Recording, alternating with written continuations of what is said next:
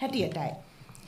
මං හිතන්නේ අපේ රටේ ප්‍රජාතන්ත්‍රවාදය ගැන හිතුවොත් ආණ්ඩුකරණය ගැන හිතුවොත් අපි වැදගත් සම්දිස්ථානයකට මේ අවස්ථාවේදී ඇවිල්ලා සිටිනවා. මොකද තර්ජනයක් ඊ타මාත්ම ගැඹුරු තර්ජනයක් එල්ල වී තිබෙනවා ජනතාවගේ ප්‍රජාතන්ත්‍රවාදයේ ජනතාවගේ මූලික පදනම වන රට මේ ගෙනියන ක්‍රමයේ මූලික පදනමක් වෙන ඡන්දය කියන එක ජනතාවට අහිමි කරන්න සෑහෙන විවිධ මාර්ග වලින් ක්‍රමවේද ඇවිල්ලා තිනවා. ඒත් එක්කම ඡන්ද අයිතියට ලොකු තර්ජනයක් ඇති වෙලා තිබෙනවා. ඉතින් අද දවසේ අපි මෙතනින් කියා සිටින්නේ ඡන්දය කියන්නේ අපේ අයිතියක්. ඒක මං හිතන්නේ ජනතාව දන්නවා. විශේෂයෙන් ඒක ස්වාධිපත්‍යයත් එක්ක එන දෙයක්. අපේ රටේ ක්‍රමවේදයේ ප්‍රජාතන්ත්‍රවාදය. එතකොට අපි ජනතාව මේ රටේ මේ ස්වාධිපත්‍යයේ තියෙන ජනතාව අපේ පාලකීන්ව අපි තෝරනවා කලින් කාලේට નિયમિત නීති අනුව පවරා තියෙන ඒ ඡන්දයත් එක්ක. දැන් විධායකය ඇතුළු ඒ පාර්ශ්ව වලින් කියා සිටිනවා අපිට ඡන්දය දෙන්න බෑ. අපේ මහජන මුදල් ඡන්දය වෙනුවෙන් යොදවන්න බෑ. ඒක නෙමේ වැදගත් ආර්ථිකයේ වගේ හේතු ගණනාවක් කියා සිටිනවා. මේ අවස්ථාවේදී ඔබේ අවධානය ගන්න මම කැමති මේ ආණ්ඩුකරණය කියන එක, governance කියන එක සහ මේ ආර්ථිකය කියන එක, ආර්ථිකය ගොඩ ගැනීම හෝ ආර්ථිකය දියුණු කිරීම කියන එක අතර බොහොම දැඩි සම්බන්ධතාවයක් තියෙනවා. මම හිතන්නේ මේ දේ ගිය වසර වෙනකොට සාමාන්‍ය ජනතාවත් හොඳින් තේරුම් ගත්තා. ඒ නිසාම තමයි රට බංකොලොත් භාවයකට වැටිච්ච අවස්ථාවේදී ජනතාව ආණ්ඩුකරණයට ප්‍රශ්න යොමු කළා. අපිට රායිත් ආර්ථිකය නගා සිටවන්න ඕනේ නම් ඒ ආර්ථිකය නගා සිටවන්න තීරණ ගන්න පුද්ගලයින්ට ජනතාවගේ විශ්වාසය තියෙන්න ඕනේ, නීත්‍යානුකූල අයිතියක් තියෙන්න ඕනේ ඒ තැන්වල ඉන්න. මොකද ඉතාමත්ම වැදගත් පරම්පරා ගානකට අපිට බලපාන තීරණ මේ පුද්ගලයන්, විධායකය, ව්‍යවස්ථාදායක, එතකොට රජයේ නිලධාරීන් ඇතුළු මේ ආයතන වලට මේ ඉදිරි මාසවලදී ගන්න සිද්ධ වෙනවා. නමුත් එතනදී ජනතාව සතු ජනතාවට තමයි අයිතිය තියෙන්නේ. අපි වෙනුවෙන් තමයි මේ තීරණ ගන්නේ. නමුත් ඒ පුද්ගලයන්ට තියෙන නීත්‍යානුකූල බව ලැබෙන්නේ මේ ඡන්දය තුලින්. ඉතින් අනිත් පැත්තෙන් අපි ගත්තොත් මේ අපේ ආර්ථිකය නැවත නගා සිටවන්න අපිට විදේශ සහ දේශීය ආයෝජකයන් අවශ්‍යයි.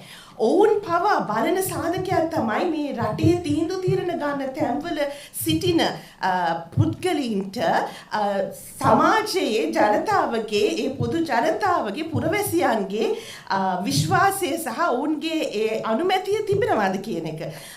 මේ විදිහට අපි බැලුවොත් අනිත් පැත්තෙන් අපි ගත්තොත් අපි මේ අවස්ථාවේදී අපේ ආර්ථිකය නගා සිටවන්න අනිවාර්යයෙන්ම විදේශ ආධාර වෙනත් රටවල් වලින් ඒ වගේම IMF ලෝක බැංකුව වගේ ආයතන වලින් අපි බලාපොරොත්තු වෙනවා. ඒ ආයතන පවා බලන දෙයක් තමයි මේ ඔවුන් දෙන ඒ ආධාර කාගේ අතරටපත් වෙන්නේ, ඒ පත්වන රට තුල ඒ ජනතාව සහ පාලකයන් අතර ඒ තියෙන්න ඕන නීත්‍යානුකූල සහ ඒ විශ්වාසය තියෙන ඒ පදනම තියනවාද කියන එක.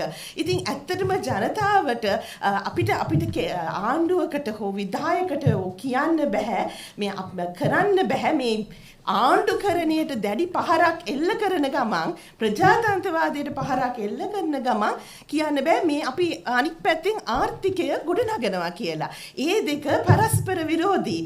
ප්‍රජාතන්ත්‍රවාදය නැති කරමින් ගොඩනගෙන ආර්ථිකයක ඇත්තටම ආර්ථිකයක් ගොඩනැගෙනවද කියන එක ප්‍රශ්නයක්. අර මං ඉස්සෙල්ලා කිව්වා වගේ අන්තික එවැනි ගන්න තීන්දුව ප්‍රතිලාභ කාටද දෙන්නේ කියන එක ප්‍රශ්නයක්. ජනතා නියෝජිතයන්ගේ මේ අවස්ථාවේදී බලාපොරොත්තු විශේෂයෙන් පාර්ලිමේන්තුවේ ඉන්න ජනතා නියෝජිතයන්ගෙන් විශේෂයෙන් බලාපොරොත්තු වෙනවා ඔබ ඔබගේ යුතුයකම ඔබ ඔතන ඉන්න මහජන මුදලින් යැපෙන ඔබට යම්කිසි කාර්යභාර තියෙනවා. ප්‍රධාන කාර්යභාර දෙකක් තියෙනවා. අපි ගත්තොත් මහජන නියෝජිතයන් ගත්තම එකක් තමයි රටේ නීති පද්ධතිය යාවත් කාලීනව පවත්වාගෙන යන්න එක. නීති ගේන්න ඕනේ, නීති අලුත් කරන්න ඕනේ. අනිත් එක තමයි මහජන මුදල් සම්බන්ධයෙන් අධීක්ෂණය මහජන මුදල් සම්බන්ධයෙන් තීරණ ගැනීම අධීක්ෂණය කිරීමේ ඒ බලය තියෙන්නේ පාර්ලිමේන්තුවට. එහෙමනම් ඡන්දයකට මුදල් දෙනවද නැද්ද මේ තීරණ සම්බන්ධයෙන් පාර්ලිමේන්තුවේ එකඟතාවයේ අනුමැතිය ලැබෙන්න ඕනේ. ඒ බලය මේ ප්‍රජාතාන්ත්‍රික ක්‍රමයක විධායකයට ගන්න බෑ. මේ විධායකයේ ව්‍යවස්ථාදායකයේ සහ අධිකරණය කියන අංග තුන මත පදනම්ව තමයි අපේ රටේ ආණ්ඩුකරණය වෙන්නේ. මේ එකිනෙකට අනිත් එක්කක බලය ගන්න බෑ. මේ අවස්ථාවේදී පාර්ලිමේන්තුවට නිහඬව සිටින්නත් බෑ. ජනතාව ඔවුන්ගේ නියෝජිතයන් දෙස බලා සිටිනවා. හිතන්න අපි මේ පුද්ගලින්ව යම්කිසි සීමිත කාලයකට පත් කරලා ඔවුන්ට බලය දීලා ඔවුන්ට අපේ මහජන සම්පත් බාර දීලා අපේ අනාගතයේ බාර දීලා කියනවා හරි ඔන්න අවුරුදු 5ක් ඔන්න අවුරුදු 3ක් මේ වැඩේ කරගෙන යන්න. ඒ කාලේ ඉවර වුණාට පස්සේ මේ පුද්ගලයන් කියනවා දැන් ඕන ඡන්දයට ආවට පස්සේ කියනවා නෑ ඡන්දයක් දෙන්න බෑ. අපි දෙකටම ඉන්නවා. එහෙම කරන්න පුළුවන්ද? මේ බොහොම සරලව කියනවා නම් ඒක තමයි සිද්ධ වෙලා තියෙන්නේ. නිසා මේ අවස්ථාවේදී මේ සිද්ධිය බලාගෙන සිටින සියලුම ජනතාවට කියා සිටිනවා ඡන්දය කියන එක ඔබේ අන්තිමට බඩට යන කෑම වලට පවා බලපානවා. ඡන්දය කියන එක සැහැල්ලු කරලා හිතන්න එපා. මේ අවස්ථාවේදී කිසිදු හේතුවකට ඡන්දය මේ විදිහට කල් දැමීමට ඉඩ දෙන්න එපා. ඔබ ජනතාව හැටියට ඔබගේ අයිතියට දිගින් දිගටම ඉල්ලා සිටින්න ඕනේ. මහජන නියෝජිතයන් හැටියට ඔබගේ යුතුයකම ඉටු කර නැත්නම් ඔබ ඔතන සිටීමේ ඵලය කුමක්ද? ඒ වගේම අපි විධායකට කියනවා ඒ ජනතාවට තියෙන පරමාධිපත්‍ය බලය නිගා කරන්න එපා. ඒකට මේ විදිහට ප්‍රහාර එල්ල කරන්න එපා කියලා සහ මේ අවස්ථාවේදී මගේ මෙතන සිටින අනිත් අපේ අකමැති පුද්ගලයන් විසින් තවත් වැදගත් අදහස් ඔබට එකතු කරයි. බොහොම ස්තුතියි.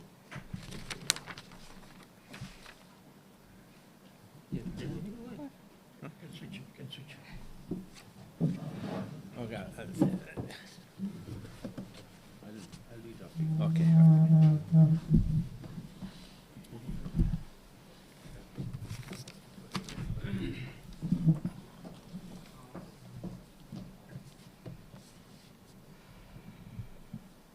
අපි සන්තෝෂයි මාධ්‍යයෙන් ලැබෙන මේ ප්‍රචාරය ගැන අපි සන්තෝෂයි. මම ජෙහාන් පෙරේරා, මම ජාතික සාමණ්ඩලයේ අධ්‍යක්ෂක.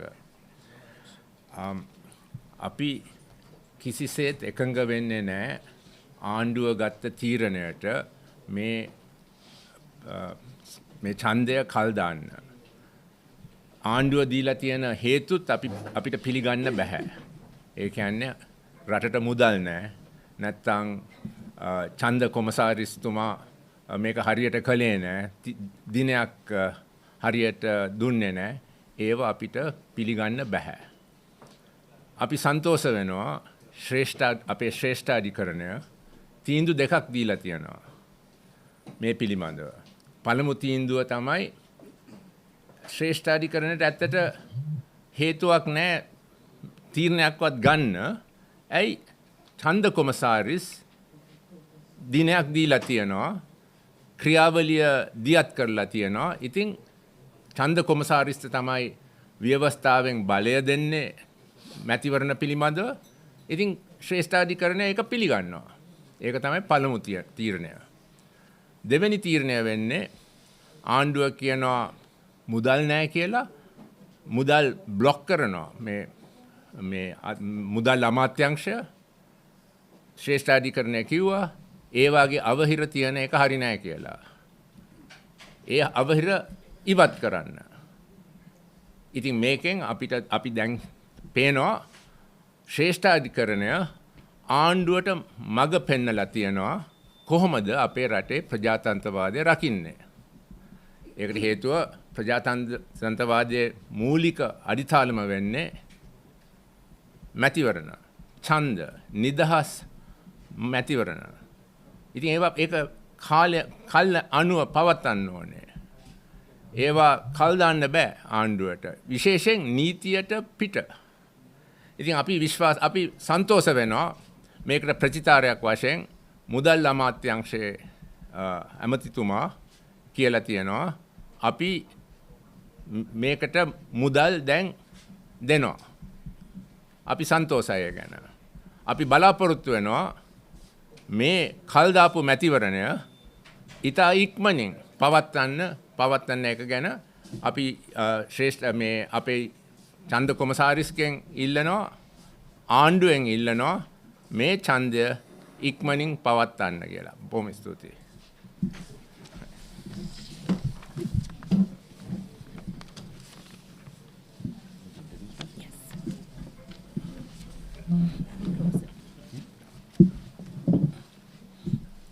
I'm Jeffrey Alagaratnam, President's Council, former President of the Bar Association. As a collective, we are of the view that elections are of critical importance to a functioning democracy. It upholds the rule of law. The economy depends on democracy. If you sacrifice democracy and erode democracy, the economy will suffer. So one cannot separate the two. The reasons given for postponing elections is unacceptable. As Mr. Jehan Pera just explained, the budget is there, and there is so much of expenditure on the part of the government. We have so many ministers with perks. We have celebrated Independence Day. And to now say that all those expenditure is okay, but there's no money for elections is totally unacceptable and unbelievable. And what is foremost is that both the legislature, the executive and the judiciary hold positions of trusts under the constitution for the people. So they should act in the best interests of democracy and the people, which our view is that they are failing to do, especially the executive. And one cannot accept that the economy is in crisis and therefore an election has to be held, cannot be held and should be postponed. And we have come to a stage where we have to say, enough is enough. We have had postponement of elections from 1970, the infamous referendum of 1982, the delay in the provincial council elections. We are at a critical junction where we had last year a terrific upheaval which firmly endorsed the view that we need a system change. We have lost confidence in maybe almost all the members of parliament. That is what the people say. So we want a new face, we want new thinking, we want a new culture. And in that context, we have to think anew, and our people also have to realize that for the last 75 years, the elections have not done us much good, but have been only a rotation of the same people who have let us down for their petty gains. So that at this critical stage, more than ever before, when the holding of elections have been abused by various governments and various people, it is important that we call for the elections and we do not accept any, shall we say, unbelievable reasons, and that what is most important is democracy, which is fundamental. The Constitution is fundamental. Constitution is not merely a book which is read by some academics or intellectuals. What is important in the Constitution, if you see the main articles, is the franchise, because that is how we elect these people. That is how we bring them to parliament to uphold our mandate and to serve us, and not for them to decide what they can do for their personal gain or their personal interests. Thank you. I'm going to the back. Now let some others come.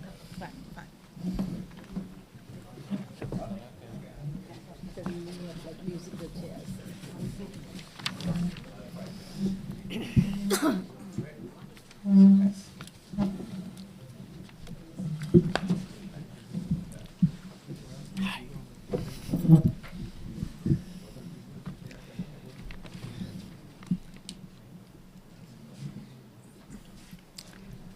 මම ශ්‍රී ලංකා මෙතෝදිස්ත සභාවේ විශ්‍රාමික මහා රදගුරු ආසිරි පෙරේරා එතුමා.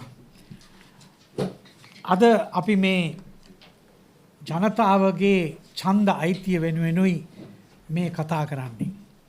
ඒතකොට ආගමික නායකයෙක් හැටියට මට විශේෂයෙන්ම කියන්න තියෙන දෙයක් තමයි ජනතාව දැන් අවුරුදු 1මාරක 2ක කාලේ ඉඳලා බොහොම පීඩා සහිත යුගයකටයි ඇතුල් වෙලා තියෙන්නේ. විශේෂයෙන්ම ආර්ථිකය කඩාගෙන වැටීම. ඒ වගේම ජනතාවට බදු ගෙවීමේ බර උවමනාවට වඩා වැඩි කිරීම. ඒ වගේම ජනතාවට විවිධාකාර බිල්, විදුලි බිල, වතුර බිල මේවා දැන් බොහොම ඉහළ ගිහිල්ලා තියෙන්නේ. මේ සියල්ලෙන් ජනතාවට තමයි දරා ගන්න බැරි බරක් මේ පාලකයන් විසින් ගෙනල්ලා තියෙන්නේ. එතකොට එවැනි අවස්ථාවකදී ජනතාවට සම්පූර්ණ අවකාශයක් තියෙන්න ඕන, අයිතියක් තියෙනවා, ඒක ව්‍යවස්ථාවෙන්ම දීලා තියෙනවා. තමන්ගේ මේ තියෙන වැටුණු ආර්ථිකය සහ තමන්ට මේ දරා ගන්න බැරි පීඩාවෙන් මිදෙන්නට එක මාර්ගයක් නම් ඡන්දය පාවිච්චි කරලා තමන් කැමති අයව පත් කර ගැනීම. ඒක ජනාධිපතිවරණය වෙන්න පුළුවන්, පාර්ලිමේන්තු මන්ත්‍රී වරුන්ව තෝරා ගැනීම වෙන්න පුළුවන්, එහෙම නැත්නම් පළාත් සභා ඡන්ද වෙන්න පුළුවන්, ප්‍රාදේශීය සභා ඡන්ද වෙන්න පුළුවන්. ඒ කොතනක හරි වෙනසක් ඇති කිරීමේ අවශ්‍යතාවය ජනතාවට තියෙනවා. දැන් අපි තාම කනගාටු වෙනවා ජනතාවට තිබෙන්නා වූ බොහොම ප්‍රාථමික අවස්ථාවක් ඡන්දය පාවිච්චි කරලා ප්‍රාථමික මට්ටමේ වෙනසක් ඇති කිරීමට තිබෙන අවස්ථාව දැන් අවහිර කරලා තිබෙනවා. මම විශේෂයෙන්ම කනගාටු වෙනවා අපේ රටේ ජනාධිපතිතුමා වේවා, පාර්ලිමේන්තුවේ සිටින්නා වූ අය වේවා, ඔවුන් දැන් මේ ජනතාව ඉල්ලන මේ බොහොම ප්‍රාථමික මැතිවරණය ගැන හාස්‍යයට ලක්වන කාරණාවල් ප්‍රකාශ කරනවා. මේක ඊටාම කනගාටුදායක විතරක් නෙවෙයි, මේ ඔබ රිද්දන්නේ ජනතාවටයි. මම ප්‍රශ්නයක් අහනවා ජනාධිපතිතුමාගෙන්, අගමැතිතුමාගෙන්, සියලුම පාර්ලිමේන්තු මන්ත්‍රීවරුන්ගෙන්. ඔබේ කාර්ය මේ වෙලාවේදී තිබෙන්නේ පීඩාවට පත්ව තිබෙන ජනතාවට තවත් රිද්දන එකද? ඔවුන්ව හාස්‍යයට ලක් කරන එකද? නැත්නම් ඔවුන්ගේ පීඩාව ඉවත් කර ගැනීමට තිබෙන මේ ඡන්ද අයිතිය පාවිච්චි කරලා ක්‍රියා කරන්නට ඉඩ දීමද? අපි ඊටාම ලැජ්ජ වෙනවා, ඊටාම කනගාටු වෙනවා. ඔබ දැන් ජනතාවගෙන් එන්නම ඈත් වෙච්ච අය බවට පත් වෙලා තියෙනවා. ගිය අවුරුද්දේ අපි දැක්ක ජනතාවගෙන් ඈත් වෙනකොට පාලකයන්ට සිදුවන දේ. දැන් අපට පේනවා නැවත වාරයක් ජනාධිපතිතුමාගේ ඉඳලා, අගමැතිතුමාගේ ඉඳලා, පාර්ලිමේන්තු මන්ත්‍රීවරුන්, ආණ්ඩු පක්ෂය වෙන්න පුළුවන්, විපක්ෂය වෙන්න පුළුවන්, ජනතාවගේ වේදනාව ගැන, දරා ගන්න බැරි බර ගැන කිසිම තැකීමක් නැහැ. මේක ඊටාම කනගාටුදායකයි. මේක ඒ වගේම ඊටාම භයානකයි. අපේ රටේ 1980 ගණන් වල අපි දන්නවා මේ ඡන්දය පවත්වන වෙනුවට ජනමත විචාරණයක් තිබ්බා. ඒ වෙලාවේදී අපි කවුරුත් කිව්වා මේක කරන්න එපා. ජනතාවට ඡන්දයකට යන්න තියෙන අයිතිය වෙන දෙයක් ගෙනල්ලා වළක්වන්න එපා. නමුත් ඒ වෙලාවේදී හිටපු පාලකයෝ ඒකට කන් දුන්නේ නැහැ. ඒකෙන් පස්සේ තමයි අපේ රටේ විශාල කළු පැල්ලමක්, කළු ජූලියක් බිහි වුණේ. මොනතරම් කනගාටුදායකද? ඒ වගේම අපේ රටේ නොයෙකුත් ආකාරයෙන් කැරලි ගැසීම් ඇති වුණේ. ඇයි ඉතින් මේ පාලකයෝ මේ මිනිස්සුන්ව කැරලි ගැසීමට තල්ලු කරන්නේ?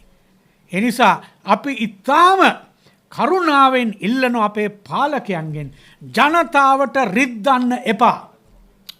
ඔබ ජනතාවට වෛර කරනවා නම්, ඔබට මීට ඉස්සෙල්ලා තිබිච්ච ඡන්දයකදී ඕන් ඡන්දය නොදී ඔබ පරාජය වුණා නම්, ඔබ ප්‍රතික්ෂේප වුණා නම්, දැන් කොහෙන් හරි රිංගලා ඇවිල්ලා පුටුවක වාඩි වෙලා ජනතාවට රිද්දන්න ලෑස්ති වෙන්න එපා. අපි ඒකට එරෙහිව ඔබට මේ වෙලාවේදී ප්‍රකාශ කරන අපේ විරුද්ධත්වය කරුණා කරලා ජනතාවගේ අයිතිය සුරැකීමට ඔබ ක්‍රියාත්මක වෙන්න. අපි හිතනවා අපි කරන මේ ඉල්ලීමට ඔබ සියලු දෙනාම අවනත වී අපිට ඔබට අණ දෙන්න බෑ තමයි. හැබැයි මතක තියාගන්න ඔබ ওই පුටුවල වාඩි කෙරෙව්වේ අපි. ඒ නිසා අපේ ඡන්දය පාවිච්චි කරලා පාලන තන්ත්‍ර වෙනස් කිරීමේ අයිතියට කරුණා කළා අත තියන්න එපා.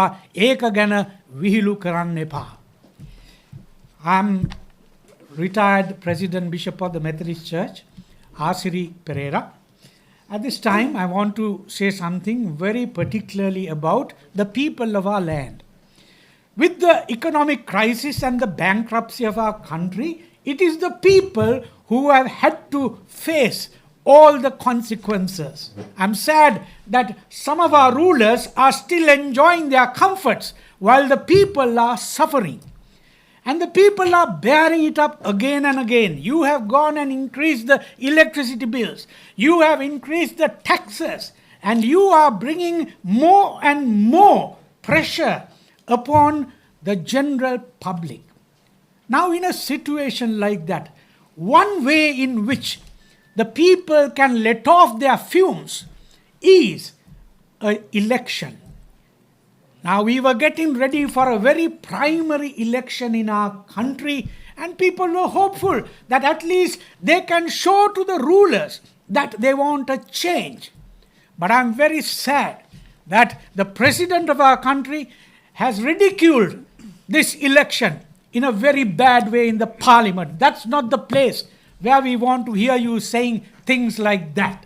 And also, we are very disappointed with all the parliamentarians, both in the government and in the opposition, that you all are not taking serious consequences that can happen as a result of preventing and blocking an election that the people are asking for.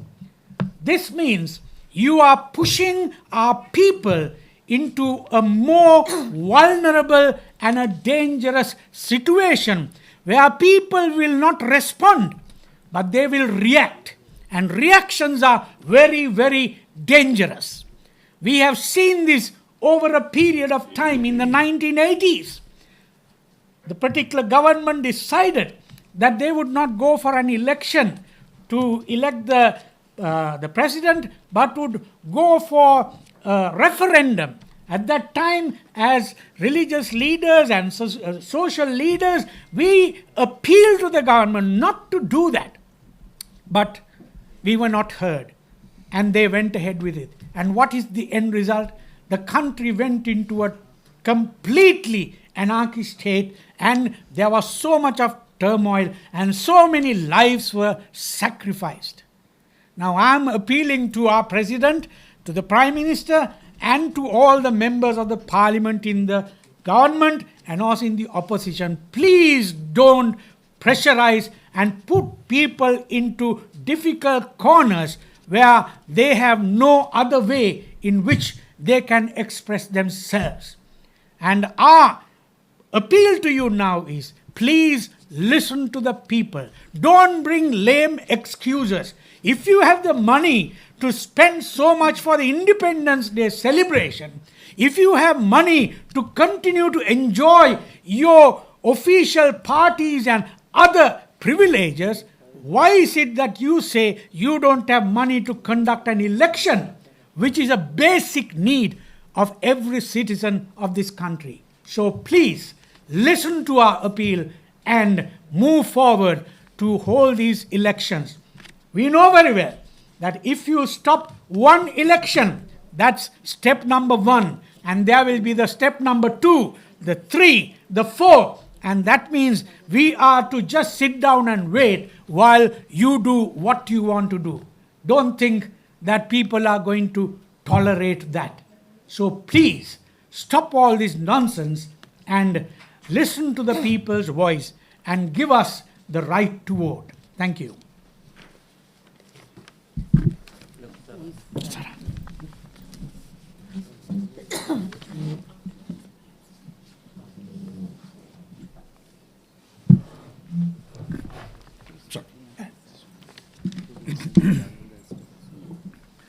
Good morning, everyone. I'm Dr. Pakiasodi Saravanamuthu, the Executive Director of the Center for Policy Alternatives and the Center for Monitoring Election Violence. Now, I think everyone knows and would agree that one of the basic features of a formal functioning democracy is the holding of elections. Elections in any democracy are the basic mechanism for choice and change, and for people expressing their opinions about how they are being governed. Now, in Sri Lanka today, if you look at this, we have a president who is allegedly without legitimacy. We have a parliament that has lost its mandate. We do not have provincial council elections or provincial councils. And now we are faced with the situation of not having local government bodies. What this means is effectively the administration, the powers, the functions of the second and third level of government will be performed by the executive. We are talking, therefore, about a concentration of powers which flies in the face of the very spirit of devolution that we got with the 13th Amendment. And even beyond that, it flies in the face of basic democratic theory and practice with regard to democratic governance. What is the threat of these local government elections?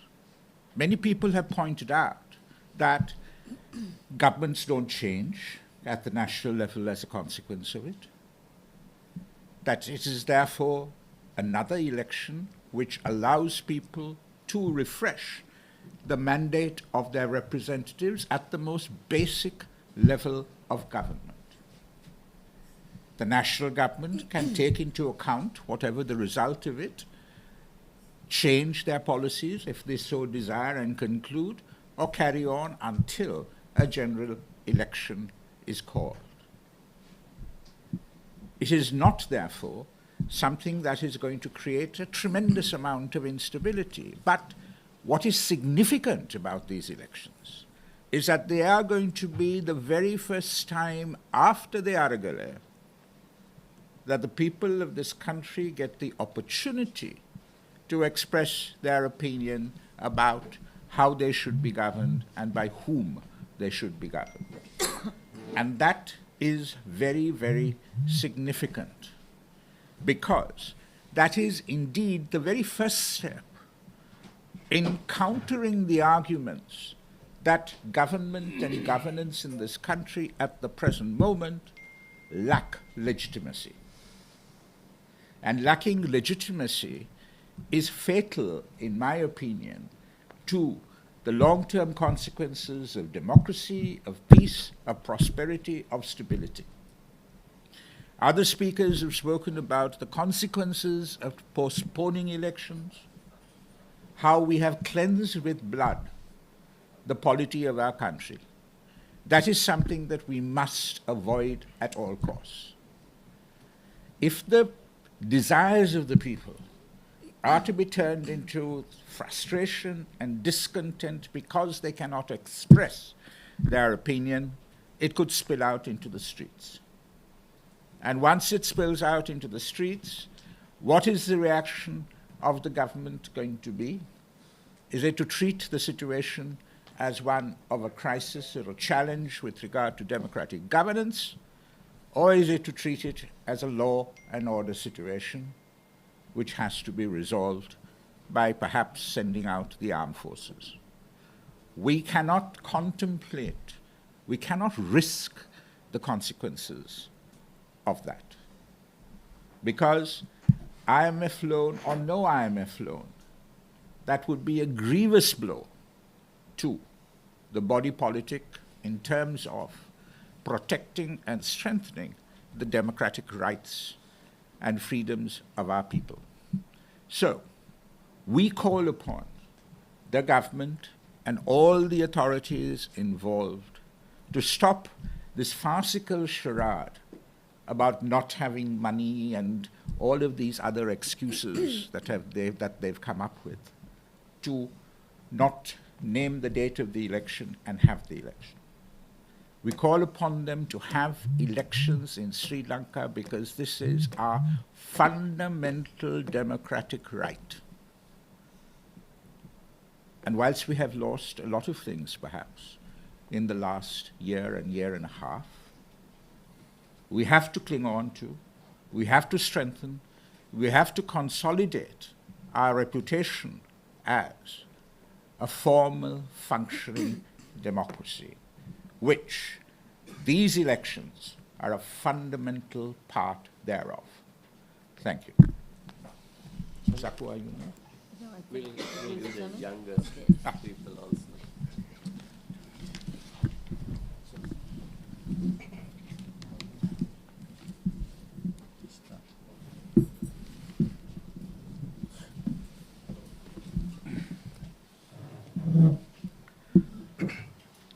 අයිබෝන් සුබදැසනක් මම ශමීර දෙද්දුවගේ සමාජ ක්‍රියාකාරික මුලින්ම කියන්න ඕනේ මේ අපි මෙතන මේ ඡන්දය ගැන හිතන පොඩි මනෝභාවයක් තියෙනවා පොඩ්ඩක් ඒක අපි නිවැරදි කරගන්න ඕනේ මේ ඡන්දයක් කියලා කියන්නේ මේ පාලකයන් විසින් අපිට දෙන අපි ගැන හිතලා කරන පින්කමක් නෙමෙයි රටක ඡන්දය පවත්වනවා කියන්නේ පින්කමක් නෙමෙයි චැරිටි එකක් නෙමෙයි රටක ඡන්දය පවත්වනවා කියන එක ඒ රටේ පාලකයා විසින් රටේ ජනතාවට කළ යුතු මූලික යුතුකම් වලින් වගකීම් වලින් එකක්. ඒකටත් එක්ක තමයි බදු ගහලා තියෙන්නේ. අපි ගොඩක් වෙලාවට කල්පනා කරනවා මේ ඡන්දය කියලා කියන්නේ පවත්නා රජය විසින්, විධායකයෙ විසින්, ව්‍යවස්ථාදායකයෙ විසින් අපිට දෙන දෙයක් කියලා. ඒක අපිට දෙන දෙයක් නෙමෙයි. ඒක අපි වෙනුවෙන් කරන සේවයක් නෙමෙයි. ඒක අපිට ලැබිය යුතු අපේ අයිතිවාසිකමක්. ඒ අයිතිවාසිකම නිසිපරිදි කරනවට තමයි අපි ඒගොල්ලන්ට පඩි ගෙවන්නේ. මේ රටේ ජනාධිපතිවරයා කියලා කියන්නේ ජනතාවගෙන් පඩි ලබන සේවකයෙක්. මේ රටේ අග්‍රාමාත්‍යවරයා කියලා කියන්නේ ජනතාවගෙන් පඩි ලබන සේවකයෙක්. මේ රටේ පාර්ලිමේන්තුවේ ඉන්නේ මේ රටේ ජනතාවගෙන් පඩි ලබන සේවකයෝ. ඒගොල්ලන්ට ජනතා මුදලින් දීමනාවක් දීලා තියෙන්නේ මේ රාජකාරී ටික සේරම කරන්න තමයි. එකක් කරනවා කියන එක නිදහසට කාරණයක් විදිහට පෙන්නලා අනිත් එක කරන්න නෙමෙයි. කාටවත් කියන්න බෑ අපි ආර්ථිකය හදනවා ඒ නිසා චුට්ටක් එන්න ඉවසලා අපි පස්සේ ඡන්ද තියන්නම් කියන කාටවත් අයිතියක් නැහැ. ඒක හරියට සමාන වෙන්නේ ඉස්පිරිතාලේ ICU එකේ ඉන්න ලෙඩෙක් ඉන්නවා. මේ ලෙඩාට කණ්ඩ දෙන්න ඕන කැම දිරවන්නේ නැහැ. ඒ නිසා අපි කැම දිරවනකට සොලියුෂන් එකක් හොයාගන්නකම් ඒකට විසඳුමක් හොයාගන්නකම් අපි පොඩ්ඩක් මේ ඔක්සිජන් දෙන එක නවත්තමු. වගේ කාරණයක් තමයි මේ කියන්න හදන්නේ. ඕනම ප්‍රජාතන්ත්‍රවාදී රටක ජීවනාලිය වෙන්නේ ඒ රටේ කලට වෙලාවට සාධාරණ නිදහස් මැතිවරණ තියෙන එක. නිදහස් සහ සාධාරණ මැතිවරණ තියන්නේ නැතුව ගොඩ ගිය රටවල් එකක්වත් ලෝකේ නැහැ. දැන් සමහරු කියමින් ඉන්නවා මේ වෙලාවේ ඡන්දයක් තිබ්බොත් එහෙම රට අස්ථාවර වෙයි. එහෙම නැත්නම් මේ ලබාගෙන තියෙන ප්‍රගතිය ආපස්සට යයි. කොහොමද එහෙම කියන්නේ? කොහොමද එහෙම කියන්නේ? ඔබ කොහොමද දන්නේ? අපි මේ රටේ දැන් මේ පාලනය කරන පක්ෂ කීපයක් තියෙනවනේ. දැන් ඔක්කොම එකතු වෙලානේ තියෙන්නේ. අපි ඔය එකතු වෙලා තියෙන පක්ෂගෙන් අහනවා ඔබ කොහොමද ඒක දන්නේ? කවුද දන්නේ ඔබ දිනුවොත් එහෙම? දැන් ඕගොල්ලෝ ඒ කරගෙන යන වැඩ පිළිවෙල ඉතාලම හොඳයි නම් ජනතාව ඒ ගැන පුදුම ප්‍රසාදයට පත් වෙලා නම් ඉන්නේ. බය නැතෝ ඡන්දේ තියන්නකෝ. දිනුවොත් එහෙම කවුද දන්නේ? ඡන්දයක් තියන්නෙත් නැතුව ඕගොල්ලෝ කොහොමද පේන බලන්නේ? ඕගොල්ලෝ ඡන්දෙන් පරාද වෙයි කියලා. ඡන්දෙන් පරාද වෙයි කියලා බය නිසානේ ඡන්ද තියන්නේ නැත්තේ. ඒ කියන්නේ ඕගොල්ලෝ මේ දැන් කරමින් ඉන්න වැඩ පිළිවෙලේ මොකක් හරි අවුලක් තියෙනවා කියන එක ඕගොල්ලන්ගේ හෘද සාක්ෂියට තේරෙනවා. ඉතින් ඒ හෘද සාක්ෂියට තේරෙන අවුල විසඳ ගන්න ඕන ප්‍රතිපත්ති සම්පාදනය මිසක් ජනතාවත් එක්ක හැංගි මුත්තන් සෙල්ලම් කරලා නෙමෙයි. මේ වෙලාවේ කරමින් පවතින අන්න ඒකයි. අර ඉංග්‍රීසි භාෂාවේ කියමනක් තියෙනවා they are pissing on us even without having the courtesy of calling it rain කියලා. right? දැන් මේ වෙලාවේ කරමින් පවතින අන්න ඒක. ඉතින් මේක සෙල්ලමක් නෙමෙයි. මොකද මේ විදිහේ හැංගි මුත්තන් සෙල්ලම් මීට කලින් මේ රටේ වුණ තරම් වෙලා තියෙනවා. 1982 මේ ලංකාවේ පළවෙනි වතාවට මහ විහිළු සහගත විදියට ඡන්දයක් තියන්න ඕනද නැද්ද කියලා මිනිස්සුන්ගෙන් ඡන්ද විමසුවා. 82. අවසාන ප්‍රතිඵලය වුණේ මොකද්ද? අවසාන ප්‍රතිඵලයේ කළු ජූලියෙන් පටන් අරගෙන 88 89 මහා වර්ග සංහාරයක් දක්වා රට ගියා. මේ රට ලේ විලක් බවට පත් වුණා. අපි අවුරුදු ගාණක් යනකම් තාමත් මේ කතා කරන මොහොත දක්වා අපි ඒක වන්දිය කියලා ඉවර නැහැ. ඊට පස්සේ ඊට කලිනුත් ඡන්ද කල් තිබ්බ ඊට පස්සෙත් කල් තිබ්බ මගේ පරම්පරාවට මතක තියෙන පළවෙනි අධ්‍යක්ෂකම නිසා මේකෙන් දැන් කිව්වේ. දැන් මේක ලංකාව විතරක් නෙමෙයි වෙලා තියෙන්නේ. මේක ලෝකෙ වෙනටත් මේ ආකාරයටම වෙලා තියෙනවා. මේ විදියටම වෙලා තියෙනවා. මේ විදියටම අනිත් පැත්ත රටවල් කඩාගෙන වැටලා තියෙනවා. ඒ නිසා නෝනාවරුනි මහත්තුරුනි ඡන්ද තිබ්බා කියලා නිදහස් සාධාරණ මැතිවරණ කලට වෙලාවට තිබ්බා කියලා කඩා වැටෙන රටවල් ලෝකෙ කොහෙවත් නැහැ. නිදහස් සහ සාධාරණ මැතිවරණ කලට වෙලාවට තියන්නේ නැති නිසා කඩාගෙන වැටලා විනාශ වෙලා නැති බංගස්ථාන වෙලා ගිය රටවල් නම් ලෝකෙ ඕන තරම් තියෙනවා. ඒ නිසා හොඳට මතක තියාගන්න. IMF එක එන්න පුළුවන් නොඑන්න පුළුවන්. ජාත්‍යන්තර ප්‍රජාව අපට සහයෝගය දෙන්න පුළුවන් නොදෙන්න පුළුවන්. හැබැයි ඒ සියල්ල තීරණය වෙන්නේ ඔබ සහ අප ප්‍රජාතන්ත්‍රවාදී රාජ්‍යයක් ලෙස පවතින තාක් කල් පමණයි. අපි ප්‍රජාතන්ත්‍රවාදී රාජ්‍යයක් නොවෙන්නේ යම් මොහොතකද එතන් පටන් ඉස්සරහට ආයේ ලෝකේ අපි දිහා බලන්නේ අර කලින් බැලුවා වගේ මිනි කන්නන්ගේ දේශයේ විදියටයි. ඒ ටික අපහු කරගන්න ඕනේ නම් මේ විදියට හැංගිමුත්තම් කළාට කමක් නැහැ. ඒ ටික අපහු වෙනවා දකින්න අකමැති නම් අපි කරුණා කරලා මේ හැංගිමුත්තම් සෙල්ලම දැන් නවත්තලා ජනතාවට තමුන්ට ලැබෙන්න ඕන මූලික අයිතිවාසිකම හෙවත් තමුන්ගේ ඡන්ද අයිතිවාසිකම ලබා දෙන්න. මේක ඉල්ලීමක් නෙමෙයි, මේක ඔබේ වගකීම ඔබට සිහිපත් කිරීමක්. බොහොම ස්තුතියි.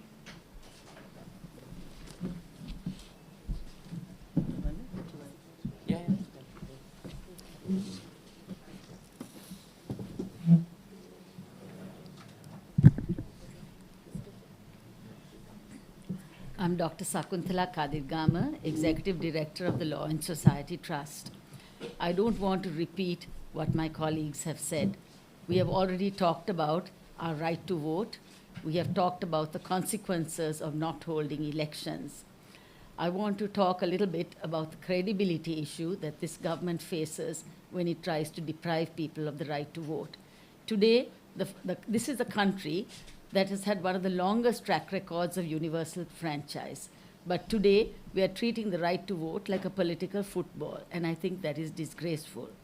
I'm old enough to remember the time when Mrs. Bandaranayake postponed the elections, the parliamentary elections, by 2 years. She had a lame excuse that the new constitution had to have a 5-year term, and therefore she had to postpone the elections. The United National Party, of which President Ranil Wickremesinghe is a member, jumped up and down and mobilized people against this, saying this was the end of democracy. Then in 1980, when J.R. Jayawardena wanted to postpone the elections and had a referendum instead, the Sri Lanka Freedom Party, very underrepresented in parliament, jumped up and down and said this is the end of democracy. As we said, provincial councils elections have not been held, and neither party fought for that. So this is the beginning of the end. This is the way countries which have guided democracies, one-party democracies, these are the ways that they go down a slippery slope. Don't believe that this cannot happen in Sri Lanka. Today, we have reneged on our bonds, sovereign bonds. So our credit ratings are very low. We renege on elections. The credibility of our parliamentarians are going to be very low. Who will trust you? If the people cannot trust you, why should foreigners, investors, and who knows, and regional governments want to do business in a country which is really run by unreliable, untrustworthy people? If you don't respect your citizens, don't expect them to respect you. One day, somewhere down the line, when you come for the vote, people have long memories, they will remember this. As Father has already said, don't push people into a corner where they can't simply express their frustration through a vote, and you will have to take that on your chin and say the people have spoken. When they can't do that, they will take to the streets, and then are the police and army going to turn their guns on ordinary people? Please don't go down this route. Thank you. Can anyone speak in Tamil? Just. Not good enough. I won't get my message across. I just said, I'm a disgrace.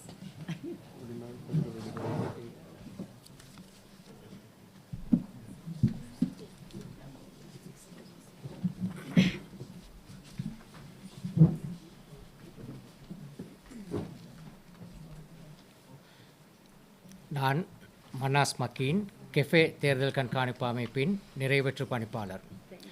இலங்கையை பொறுத்தவரையில் இலங்கையில் ஆட்சிக்கு வருகின்ற ஒவ்வொரு ஆட்சியாளர்களும் அரசாங்கங்களும் ஜனநாயகத்தை மதிப்பளித்து ஜனநாயக ரீதியாக உரிய காலத்தில் தேர்தலை நடாத்தாமல் அவர்களுக்கு தேவையான காலத்துக்குள் தான் தேர்தலை நடத்துகின்ற ஒரு செயற்பாட்டை கடந்த காலங்களில் கண்டிருக்கின்றோம்.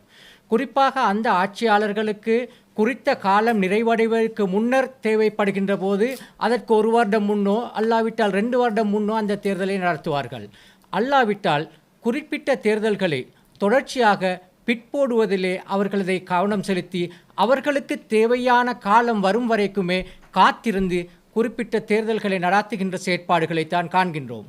அதே போலத்தான் இம்முறை நடாத்தப்பட இருக்கின்ற உள்ளூராட்சி மன்ற தேர்தலை நாங்கள் பார்க்கின்ற போது உள்ளூராட்சி மன்ற தேர்தலுக்கு வேட்பு மனு தாக்கல் செய்கின்ற தினம் வரைக்கும் ஒரு நிலையான நிலைப்பாடு இல்லாத ஒரு சூழ்நிலை காணக்கூடியதாக இருந்தது. இந்த தேர்தல் நடக்குமா நடக்காதா என்ற ஒரு சந்தேகம் பலர் மத்தியிலும் காணக்கூடியதாக இருந்தது. குறிப்பாக அரசாங்க உத்தியோகத்தர்கள் கூட இந்த தேர்தலில் போட்டியிடுவது குறித்து பல விடுத்தம் சிந்தித்தார்கள். ஏனென்று சொன்னால் தேர்தல் நடாத்தப்படாமல் இருக்கின்ற போது சம்பளமின்றி அவர்கள் வீடுகளிலே முடங்கி இருக்க வேண்டிய ஒரு சூழ்நிலை ஏற்படும் என்று அதிகமான அரசாங்க உத்தியோகத்தர்கள் கூட இந்த தேர்தலிலே போட்டியிடுவதற்கு முன்வராத ஒரு சூழ்நிலை காணக்கூடியதாக இருக்கின்றது. இப்போது நாங்கள் பார்க்கின்றோம், இலங்கையில் இருக்கக்கூடிய தேர்தல் கட்டமைப்புகளில் மாகாண சபை தேர்தல் ஒன்று இருந்தது. கடைசியாக இந்த மாகாண சபை தேர்தல்கள் இப்போது நடாத்தப்பட்டது என்று சிந்திக்கின்ற போது பல வருடங்கள் கடந்திருக்கின்றன. உண்மையிலே கடைசியாக முதல் 9 மாகாணங்களிலும் முதலாவது மாகாண சபையாக சப்ரகமுவ மாகாண சபை 2017ஆம் ஆண்டு 9ஆம் மாதம் 26ஆம் தேதி காலம் நிறைவுக்கு வந்திருக்கின்றது. இதுவரைக்கும் அந்த தேர்தல் காலம் நிறைவடைந்து அந்த தேர்தலுக்கு பதிலாக இன்னொரு தேர்தல் நடத்தப்பட்டிருந்தால் மீண்டும் ஒரு தேர்தலை சந்திக்க வேண்டிய ஒரு சூழ்நிலை இருந்திருக்கும். இப்போது மாகாண சபை உறுப்பினர்களுக்கும் அது மறக்கடிக்கப்பட்டிருக்கின்றது, வாக்காளர்களுக்கும் மறக்கடிக்கப்பட்டிருக்கின்றது. உள்ளூராட்சி மன்ற தேர்தல்களை பார்க்கின்ற போது 2015ஆம் ஆண்டு நடத்தப்பட வேண்டிய உள்ளூராட்சி மன்ற தேர்தலை தொடர்ச்சியாக இழுத்தடித்தார்கள். சிவில் அமைப்புகள் தொடர்ச்சியாக குரல் கொடுத்ததன் விளைவாக, அந்த அழுத்தத்தின் விளைவாக 2018ஆம் ஆண்டு அந்த தேர்தலை நடத்தினார்கள். இப்போது இந்த தேர்தலை நாங்கள் பார்க்கின்ற போது உள்ளூராட்சி மன்றங்களுக்கான கால அவகாசம் முடிவடைந்து உள்ளூராட்சி அமைச்சருக்கு இருக்கின்ற அதிகாரத்தை கொண்டு 1 வருட காலத்தை நீடித்திருந்தார்கள். தேர்தலை நடாத்துவதற்கு தேர்தல் ஆணைக்குழு முயற்சி செய்கின்ற போது அதற்கு பல தரப்பினராலும் எதிர்ப்புகளும் அதை நடாத்துவதற்கு முடியாத சூழ்நிலைகளை உருவாக்குவதிலுமே பலர் ஈடுபடுவதை அவதானிக்கக்கூடியதாக இருக்கின்றது. இலங்கை வரலாற்றில் முதற் தடவையாக 23க்கும் மேற்பட்ட தடவை ஒரு தேர்தலை பிற்போடுவதற்கு குறிப்பிட்ட ஒரு சாரார் முயற்சித்த ஒரு தேர்தல் என்று சொன்னால் இது இந்த உள்ளூராட்சி மன்ற தேர்தலாகத்தான் இருக்கின்றது. இலங்கையில் சர்வஜன வாக்குரிமை கிடைக்கப்பெற்று 75வது தேர்தலுக்கு நாங்கள் முகம் கொடுக்கின்றோம். இதுவரை இந்த தேர்தலை பிற்போடுவதற்கு, ஜனநாயகத்தை குழிதோண்டு புதைப்பதற்கு குறிப்பிட்ட ஒரு சாரார் ஈடுபடுவதை போன்ற வேற எந்த தேர்தலுக்கும் ஈடுபடவில்லை என்பதனை நாங்கள் ஞாபகப்படுத்திக் கொள்ள விரும்புகின்றோம். எனவேதான் குறிப்பாக இந்த தேர்தலை நடாத்துவதின் பிரதான பங்குதாரராக தேர்தல் ஆணைக்குழு காணப்பட்டாலும் தேர்தல் ஆணைக்குழுவுடன் இணைந்து பல தரப்பினர்களும் அரசாங்க திணைக்களங்கள், கூட்டுத்தாபனங்கள் இணைந்துதான் இந்த தேர்தலை நடாத்துவதற்கு ஒத்துழைக்க வேண்டும். எனவேதான் தேர்தல் ஆணைக்குழு முன்னெடுக்கின்ற செயற்பாடுகளுக்கு ஏனைய திணைக்களத்தில் இருக்கக்கூடிய பிரதான நிறைவேற்று அதிகாரிகள், பணிப்பாளர்கள் அதற்கு உதவி புரிய வேண்டும். அவ்வாறு உதவி புரியாவிட்டால் அவர்களும் இந்த ஜனநாயகத்தை குழிதோண்டி புதைக்கின்ற செயற்பாட்டின் பங்குதாரர்களாகத்தான் மாறுகின்றார்கள். இப்போது நாங்கள் பார்க்கின்றோம், பல நூற்றுக்கணக்கான மக்கள் பிரதிநிதிகள் காணப்பட்ட மாகாண சபைகளிலே 9 ஆளுநர்கள் தான் காணப்படுகின்றார்கள். அதே போல மார்ச் 19ஆம் தேதிக்கு பின்னர் உள்ளூராட்சி மன்றங்களின் அதிகாரங்கள் குறிப்பாக ஆணையாளர் வசம் வழங்கப்படுகின்ற போது 8000க்கும் மேற்பட்ட மக்கள் பிரதிநிதிகள் காணப்பட்ட உள்ளூராட்சி மன்றங்களிலே 339 உள்ளூராட்சி ஆணையாளர்கள் மாத்திரம்தான் குறிப்பாக அந்த பிரதேசங்களிலே கடமையாற்றப் போகின்றார்கள். அந்த 8000க்கும் மேற்பட்ட உள்ளூராட்சி மன்ற உறுப்பினர்களிலே ஏறத்தாழ 2000க்கும் மேற்பட்ட பெண் உறுப்பினர்கள் மக்கள் பிரதிநிதிகளாக காணப்பட்டார்கள். ஆனாலும் உள்ளூராட்சி மன்றங்களில் இருக்கக்கூடிய ஆணையாளர்களை பார்க்கின்ற போது அதிக அளவிலான ஆண் உத்தியோகத்தர்கள் தான் ஆணையாளர்களாக கடமையாற்றிக் கொண்டிருக்கின்றார்கள். எனவேதான் மக்களது ஜனநாயக உரிமைகளுக்கு மதிப்பளித்து உடனடியாக இந்த தேர்தலை நடாத்துவதற்கு அனைத்து தரப்பினரும் ஒத்துழைக்க வேண்டும் என இந்த சிவில் மக்கள் ஒன்றியம் ஊடாக நாங்கள் வேண்டிக் கொள்கின்றோம். நன்றி.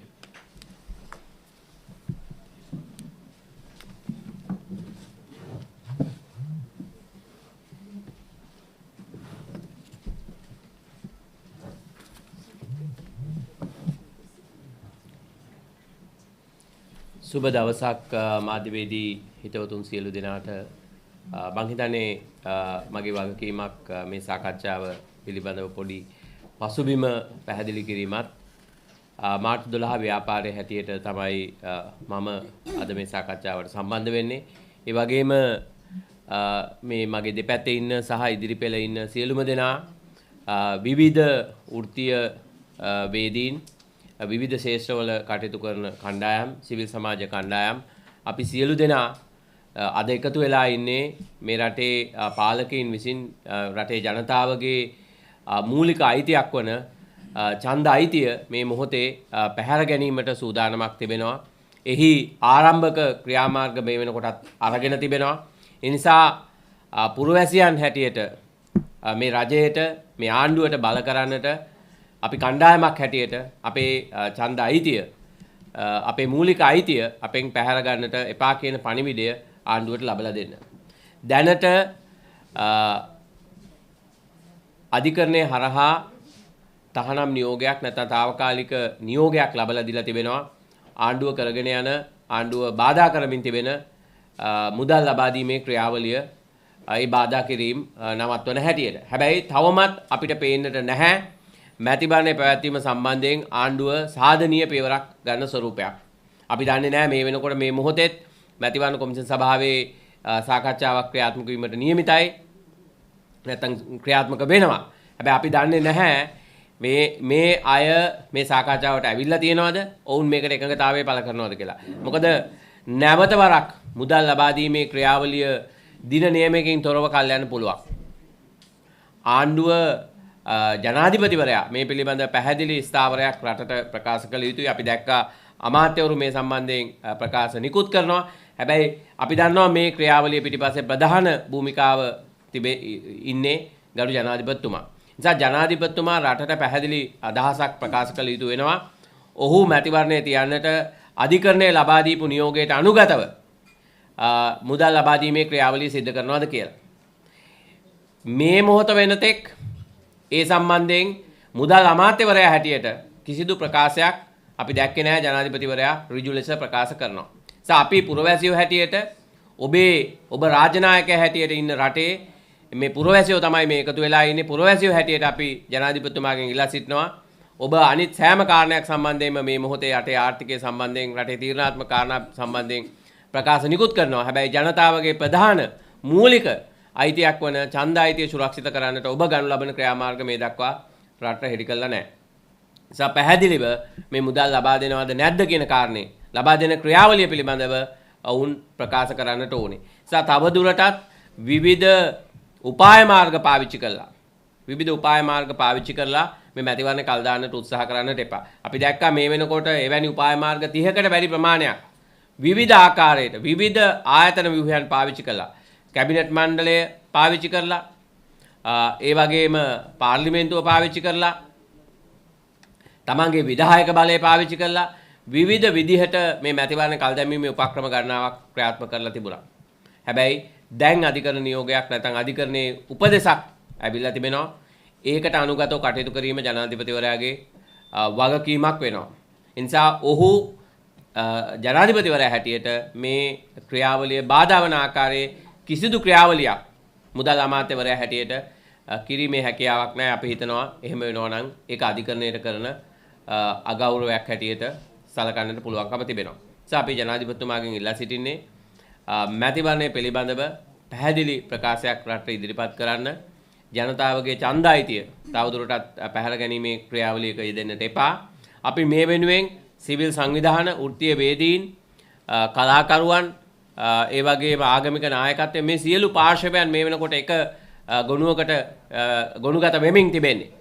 අපි 9 වෙනිදා තව දින 2කින් සර්වපාක්ෂික සමුළුවක් මේ කණ්ඩායම හැටියට අපි සැලසුම් කරලා තිබෙනවා. මේ රටේ සියලු දේශපාලන පක්ෂ ප්‍රධානීන් එක තැනකට ගෙනහලා මේ මැතිවරණය පැවැත්වීම සම්බන්ධයෙන් ආණ්ඩුවට බල කරන්නට. නිසා ඡන්දදායකයාගේ ඡන්ද අයිතිය පැහැර ගන්නට කිසිදු ආකාරයකට අපි ඉඩකඩක් ලබා දෙන්නේ නැහැ ආණ්ඩුවකට. මොකද මේ පළාත් පාලන මැතිවරණ සම්බන්ධයෙන් ගැටලුවක් විතරක් නෙමෙයි මේ මොහොතේ පළාත් පාලන මැතිවරණය. හැබැයි ඊළඟ මොහොතේ පාර්ලිමේන්තු මැතිවරණය වෙන්න පුළුවන්. ඊළඟ මොහොතේ ජනාධිපතිවරණය වෙන්න පුළුවන්. අපි දන්නවා පළාත් සභා මැතිවරණය මේ වෙනකොට අතරමං කරලා තියෙන්නේ, අතුරුදහන් කරලා තිබෙන්නේ. ඒ ක්‍රියාවලියම තමයි පළාත් පාලන මැතිවරණයට මේ කණ්ඩායම සිදු කරමින් තිබෙන්නේ. නිසා ඒකට කිසිදු ආකාරයකට ඉඩකඩක් ලබා දෙන්න පුළුවන් කමක් නැහැ. සිවිල් සංවිධාන හැටියට අපි ඒ වෙනුවෙන් හැම දෙනෙක්ම අපේ විවිධ දේශපාලනිකව මේ කාරණා සම්බන්ධයෙන් ආර්ථිකය සම්බන්ධයෙන් විවිධ අපි අතර නොඑකඟතා තියෙන්න පුළුවන්, විවිධ මත තියෙන්න පුළුවන්. හැබැයි මැතිවරණය සම්බන්ධයෙන් පුරවැසියෝ හැටියට අපි එක මතයක ඉන්නේ මේ මැතිවරණයේ නියමිත කාලයට ලබා දීම පාලකයාගේ වගකීමක් වෙනවා. ඔහු අසමත් වෙනවා නම් මැතිවරණයක් ලබා දෙන්නට එවැනි අසමත් පාලකයෙකුට මැතිවරණයක් ලබා දීම සඳහා රටේ වාර්ෂික ආදායමෙන් 100%කටත් වඩා අඩු ප්‍රමාණයක් වැය වෙන මේ මුදල වෙන් කරලා අපිට ආර්ථිකය මේ මැතිවරණය ලබා දෙන්න අසමත් වෙනවා නම් එවැනි කෙනෙකුට රටක ආර්ථිකය හදන්න පුළුවන්ද කියන සාධාරණ ප්‍රශ්නයක් අපි තුල තිබෙනවා. ඒ අපි නැවත අවධාරණය කරන්නේ මේ රටේ ජනතාවගේ ඡන්ද අයිතිය ජනතාවට දෙන්න. ඔබ පාලකව හැටියට ඔබට පාලනය කරන්න පුළුවන්. ජනතාව ඔබට මැන්ඩේට් එකක් දුන්නොත්. ඒක ඕනම පාලකයෙකුට සාධාරණ කාරණයක්. ඒ නිසා එය පැහැර ගන්නට කිසිදු ක්‍රියාමාර්ගයක් ගන්න එපා. වංගු ගහන්න උත්සාහ කරන්න එපා. ඉදිරියේදී මේ අය කියන්න පුළුවන් රටේ අපි දැක්කා අමාත්‍යවර නියෝජ්‍ය මුදල් අමාත්‍යවරයා කියලා තිබුණා ප්‍රමුඛතාව වෙනස් කරන්න වෙයි කියලා. හැබැයි ඉස්සරහට කියන්න එපා මේ නිසා සහනාධාර දෙන්න බැරි වෙනවා මැතිවරණ නිසා. මැතිවරණ නිසා පෙන්ෂන් එක ගෙවන්න බැරි වෙනවා. මැතිවරණ නිසා සේවකයන්ගේ වැටුප් ගෙවන්න බැරි වෙනවා කියලා. මේවා කළමනාකරණය කරන්න තමයි අර චමීර කිව්වා වගේ අපි පාලකව පත් කරලා තියෙන්නේ. මේවා කළමනාකරණය කරන්න තමයි අපි එයාට වැටුප් ගෙවන්නේ. අමතිවරුන්ගේ වගකීම තමයි ජනාධිපතිවරයාගේ වගකීම තමයි තියෙන සම්පත්තිය කළමනාකරණය කරලා ජනතාවගේ ප්‍රජාතන්ත්‍රවාදී අයිතියත් ආර්ථිකයත් මේ දෙකම මනමින් කළමනාකරණය කිරීම. නිසා ඒ සඳහා වෙනත් විකල්ප ක්‍රියාමාර්ග හිතමින් තවදුරටත් මැතිවරණ කල් දාන්නට එපා. ඒ වගේම අපි ජනතා පෙස්සමක් මේ වෙනකොට සකස් කරලා තිබෙනවා. අපේ සංජය මහත්මයා මේ පිළිබඳව අපිට පැහැදිලි කිරීමක් කරයි.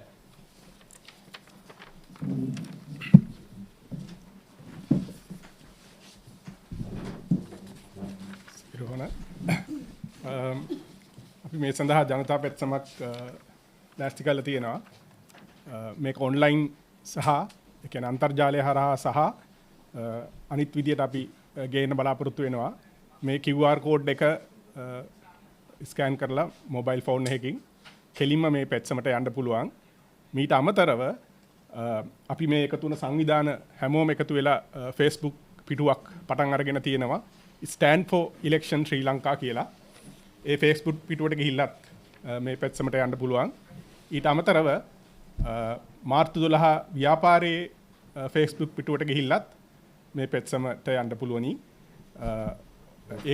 ඒ හරහා අපේ ඡන්ද අයිතිය අපිට ලබා දෙන්න කියලා රජයට බලපෑම් කිරීමට අපි හැමෝටම එකතු වෙන්න පුළුවන්. ඊටත් අමතරව මේ අපි එකතු වෙලා ඉන්න සංවිධාන හැමෝම තම තමන්ගේ සමාජිකයන් හරහා මේ පෙත්සම එළියට අරගෙන එයි. එතකොට අන්තර්ජාලය පහසුකම නැති කෙනෙක්ට වුණත් මේ සඳහා දායක වෙන්න පුළුවන්. අපි ඉදිරි දවස්වල මේ පෙත්සමට කී දෙනෙක් සහභාගී වෙනවද? ඒකට කොහොමද ජනතාව එකතු වෙන්නේ කියන තොරතුරුත් ඔබතුමන්ලට ලබා දෙන්න. අපි නැවත අවධාරණය කළොත් Stand for Elections කියන Facebook පිටුවෙනුත් මාර්තු 12 ව්‍යාපාරයේ Facebook පිටුවෙනුත් මේ පෙත්සම භාගත කරගන්න පුළුවන්. අපි හැම කෙනෙක්ගේම ඉල්ලා සිටින්නේ ඔබ ප්‍රජාතන්ත්‍රවාදයේ පිළිබඳව වටනාකමක් දෙනවා නම් කරුණාකරලා මේ පෙත්සමත් එක්ක එකතු වෙන්න ජන ආණ්ඩුවට බල කරන්න මේ පෙත්සමට ඔබේ ආසන යොදන්න කියලා. Yeah, if I may repeat the same in English, we have started a petition for this purpose, all of us together, so that all of us Sri Lankans can come forward and make a demand for the government that please make sure that we have our voting rights. You can scan this QR code when you see this on your screen using a mobile phone and go to this page and directly participate in it. Or else you can go to March 12 Facebook page, or there's a Facebook page we have started called It Stands for Election Sri Lanka. You can go to that page, you can search for it on Facebook and easily find that and go to that and like it, and then you can participate in this petition. In addition to that, all of us, the civil society organizations who are participating here will take this out. So even if you don't have internet facility, there will be somebody reaching out to you so that you can participate in this petition. Thank you. මම සංජය කරුණාසේන මම විනිවිදුම සංවිධානයෙන් මාර්තු 12 ව්‍යාපාරය සමග අපි එක්ව මේ සම්බන්ධයෙන් වැඩ කටයුතු කරනවා. තව කවුරු හරි කතා කරන්න එන්නවද? Tamil. Do you want to? Tamil වලින් සුරේෂ් කියනවා. No, that's okay. Any of you. Come.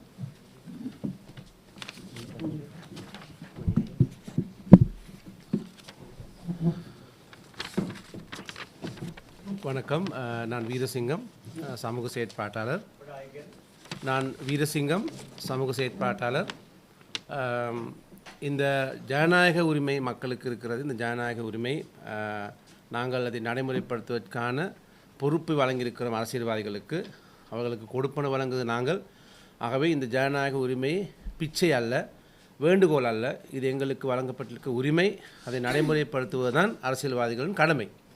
ஆகவே அந்த கடமையை சரியாக செய்வதற்கு சிவில் சமூகம் என்ற ரீதியில் தொடர்ந்தும் மக்களை ஏமாற்றாமல், மக்களது கருத்துக்கு மதிப்பளித்து, மக்களது கருத்து தெரிவிக்கும் உரிமைக்கு மதிப்பளித்து, யாரை தெரிவு செய்ய வேண்டும் என்ற உரிமையை பயன்படுத்துவதற்கான இந்த உரிமையை எப்படி நாங்கள் பெற்றுக்கொள்வது, அதற்கான அழுத்தம் கொடுக்கும் ஒரு செயற்பாட்டாக தான் நாங்கள் இந்த ஒன்றிணைவு ஏற்பாடு செய்திருக்கிறோம். ஆகவே இந்த மக்களும் இதற்கு பங்கு பெற்றுக் கொள்வதற்காக நாங்கள் ஒரு பெட்டிஷன் ஒன்று கையொப்பமிடுகிறோம். இது உங்களுக்கு இங்கு தெரிவிக்கும் இந்த QR கோடை நீங்கள் உங்களது தொலைபேசியில் டவுன்லோட் செய்து கொண்டு செய்யலாம். உங்களது இந்த பெட்டிஷனுக்கு உங்களது பங்களிப்பையும் செலுத்தி முழு இலங்கை மக்களும் இந்த தேர்தலை பெற்றுக்கொள்ளும் இந்த அழுத்தம் கொடுக்கும் செயற்பாட்டில் பங்கு பெற்றுமாறு அன்புடன் கேட்டுக்கொள்கிறோம். நன்றி.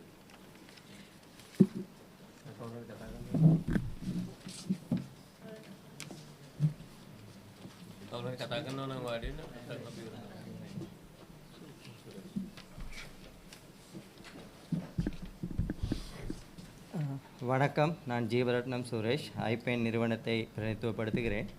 விசேடமாக இலங்கையில் இந்த ஜனநாயக விரோதமான செயற்பாடை வன்மையாக கண்டிக்கிற இந்த தருணத்திலே பொதுமக்களது இறைமை அதிகாரமான வாக்குரிமையை மீறும் இந்த அடாவடித்தனமான இந்த நிறைவேற்று ஜனாதிபதியின் செயற்பாடை வன்மையாக கண்டிக்கின்றோம். குறிப்பாக இன்று பொதுமக்களது வாக்களிக்கும் உரிமை பல்வேறு விதமாக பறிக்கப்பட்டு இருக்கின்றது. குறிப்பாக ஜனநாயக உரிமை பொருளாதார ரீதியாக நாடு வங்குரோத்து நிலைக்கு தள்ளப்பட்டு இருக்கின்றது என குறிப்பிட்டு நாட்டின் சாதாரண மக்களது பொதுமக்களது இறைமை அதிகாரத்தின் மீது இந்த ஜனாதிபதி தனது சர்வ அதிகாரத்தை பிரயோகிக்கின்ற ஒரு தருணமாக இதை நாங்கள் பார்க்கின்றோம். ஆகவே நாட்டின் ஒட்டுமொத்த செலவில் 1% செலவாகும் இந்த தேர்தல், அதாவது இறைமை அதிகாரத்தை பிரயோகிப்பதற்கான ஒரு வாய்ப்பை ஜனாதிபதி வழங்காது இருக்கின்றது ஒரு முக்கிய ஒரு விடயமாக இருக்கின்றது. ஆகவே எங்களுக்கு தெரியும், ஜனநாயகத்தின் 3 தூண்களான நிறைவேற்று,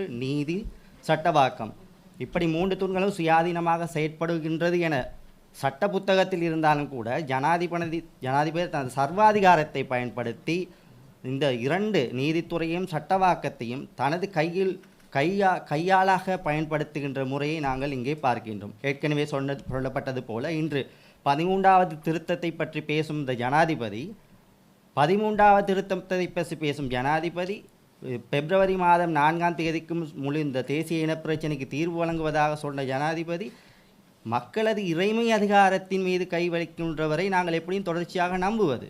ஆகவே இது ஒரு சாதாரணமான ஒரு மக்களுக்கு கூட தெரிகின்றது. அரசாங்கம் இந்த தேர்தலுக்கு செல்வது அரசாங்கத்தின் பலவீனங்கள், மக்கள் எதிர்ப்பு தெரிவித்து இந்த அரசாங்கத்தை வீழ்த்தி விடுவார்கள் என்ற ஒரு அச்சத்திலே தான் இந்த தேர்தலுக்கு செல்லாமல் இருக்கின்றார். இல்லாமல் பொருளாதார சிக்கலோ அல்லது வேறு ஏதோ பிரச்சனை இல்லை என்பது இங்கே சுட்டிக்காட்ட வேண்டிய ஒரு விஷயம். ஆகவே நாங்கள் புரிந்து கொள்ள வேண்டும், சாதாரண மக்களாகிய நாங்கள் ஜனநாயக உரிமையை மதிக்கும் ஒரு அரசை உருவாக்க வேண்டும். ஆகவே ஜனநாயக உரிமையான வாக்குரிமையை மீறச் செய்த எந்த அரசும் தொடர்ச்சியாகவோ நிலையாகவோ இருந்ததாக சரித்திரமில்லை. அது இலங்கையிலும் கூட நடைபெற்று இருக்கின்றது என்பதை ஞாபகம் வைத்துக் கொள்ள வேண்டும். ஏற்கனவே இருந்த ஜனாதிபதி தனது சர்வாதிகாரத்தை பயன்படுத்தி எடுத்த சில தீர்மானங்களால் நாடு இவ்வாறான ஒரு வங்குரோத்து நிலைக்கு தள்ளப்பட்டிருக்கின்றது. அதேபோல் இன்றைய ஜனாதிபதியும் கூட வேறு விதமாக நாட்டின் பொருளாதாரத்தை மேம்படுத்த வேண்டும் என சுட்டிக்காட்டிக் கொண்டு தனது சர்வாதிகாரத்தை மக்கள் மீது செலுத்தும் நிலை ஏற்படுகின்றது. ஆகவே இது எதிர்காலத்தில் ஒரு போராட்டத்தையோ நாட்டின் ஒரு நிலையற்ற தன்மையை ஏற்படுத்தும் என்பது எவ்வித ஐயமும் இல்லை. ஆகவே ஜனாதிபதி செய்கின்ற இந்த செயற்பாடு மிகவும் கண்டிக்கத்தக்கது. ஆகவே தேர்தல் ஆணைக்குழுக்கு சுயாதீனமாக தேர்தல் வாக்குப்பட்டியலுக்கு அமையவோ அல்லது தேர்தல் டாப்பிற்கு அமைய தேர்தலை நடத்துவதற்கான வாய்ப்பை வழங்க வேண்டும் என்பது எங்களது பொதுமக்களாகிய எங்களது கோரிக்கையாக இருக்கின்றது. நன்றி.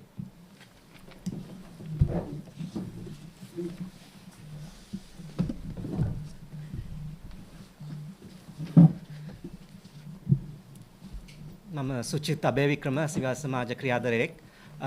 පසුගිය වසරේ අපි දැක්කා මේ රටේ පුරවැසියෝ පාරට බහැලා අවදි වෙලා කිව්වා මේ නායකයන්ට මේ ගමන මේ විදිහට යන්න බෑ කියලා. ඉතින් ඒ අවදිවීම තුල මිනිස්සු ඉල්ලුවා වෙනසක්. ඒ වෙනස ප්‍රජාතන්ත්‍රවාදීව කරන්න ඕන හින්දා මිනිස්සු යම් තාක් දුරකට ඡන්දයක් කෙරෙහි බලාපොරොත්තුෙන් බලන් ඉන්නවා. ඉතින් එහෙම අවස්ථාවක ඒ පාර අවහිර කරනකොට මිනිස්සු කොහොම ක්‍රියාත්මක වෙයිද කියන එක අපි එක්තරා විදිහකට තේරුම් ගන්න ඕන. ඒ ගැන අවධානයෙන් ඉන්න ඕන. තරුණ පරම්පරාවක් ඉන්නවා මේ රටේ පසුගිය කාලේ වගේ ලේසියෙන් රැවටෙන්නේ නැති. ඔවුන් තාක්ෂණ එක්ක ගනුදෙනු කරනවා. ඔවුන් දැනුවත් වෙලා තියෙනවා නීතිය පිළිබඳව. ඔවුන් සමාජයේ මාධ්‍ය පාවිච්චි කරනවා. මේ ආකාරයට ඉතාමත් හොඳ මැදිහත් වීමක් සමාජයට කරන තරුණ පරම්පරාවක් ඉන්නවා. ඉතින් එහෙම තැනක අර 80 ගණන් වල කරපු සෙල්ලම් සමහර දේවල් මේ පාර කරන්න වෙන්නේ නැහැ කියන එක පැහැදිලි. මොකද මේ තරුණ පරම්පරාව අවධානයෙන් සහ ඒ කරන උත්සාහයන් හැමදේම පරද්දන්න ක්‍රියාකාරීව සම්බන්ධ වෙලා ඉන්නවා. ඉතින් මගේ ආරාධනය මේ රටේ පුරවැසියන් හැටියට අපි සියලු දෙනාම එකතු වෙමු. මේ ප්‍රජාතන්ත්‍රවාදයට කරන මූලික තර්ජනයක් විධායකයන් කරන මූලික තර්ජනයක් හමුවේ අපි පක්ෂපාත වලට බෙදෙන්නේ නැතුව අපි වෘත්තකයන් හැටියට සමාජ කණ්ඩායම් හැටියට විවිධ දේශපාලන අනුගත පුද්ගලයන් හැටියට පුරවැසියන් හැටියට එක් වෙලා මේ අවදානමට මුහුණ දෙන්න ඕන ප්‍රජාතන්ත්‍රවාදය වෙනුවෙන් ඉදිරිපත් වෙන්න ඕන. බොහොම ස්තුතියි.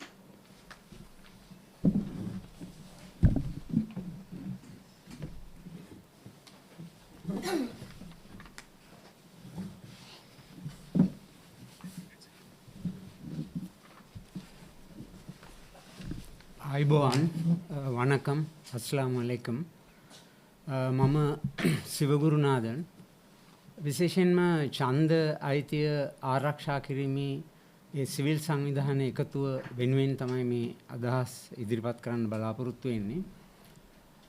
විශේෂයෙන්ම දැන් පරමාධිපත්‍ය කියන කාරණය ගැන කතා කරනකොට දැන් අද සමහර පුද්ගලයන් ඉදිරිපත් වෙනවා පරමාධිපත්‍ය කියලා කියන්නේ ජනාධිපතිවරණය සහ පාර්ලිමේන්තු මැතිවරණය පමණයි.